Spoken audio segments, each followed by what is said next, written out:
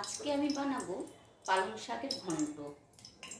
তার জন্যে আমি প্রথমে কড়াইয়ের মধ্যে 5 ফোড়ন দিয়ে দিলাম, 4টে কাঁচা লঙ্কা দিয়ে দিলাম। এবার আমি কেটে রেখেছিলাম কচু, আলু, শিম, পালং শাক ধুয়ে ভালো করে কেটে রেখেছিলাম। এবার দিয়ে দেবো। সব সবজি আমি দিয়ে দিয়েছি। এবার আমি ঢাকা দিয়ে দেবো।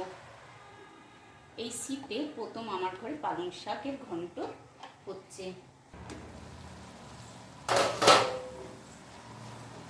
এবার আমি লঙ্কার গুঁড়ো, হলুদ গুঁড়ো, পরিমাণ মতো নুন, এবার আমি ভালো করে নাড়িয়ে নেব। আবার আমি ঢাকা দিয়ে দেব। এবার আমি সামান্য পরিমাণ চিনি দিয়ে দিলাম স্বাদের জন্য। চাইলে কেউ দিতেও পারেন, আবার নাও দিতে পারেন, কিন্তু চিনিটা দিলে একটু স্বাদ আসে।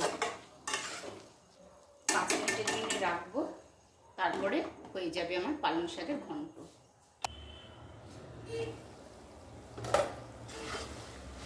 পালং শাকের ঘন্ট আমার তৈরি হয়ে গেছে। এবার আমি নামিয়ে নেব। তৈরি করে নিলাম পালং শাকের ঘন্ট।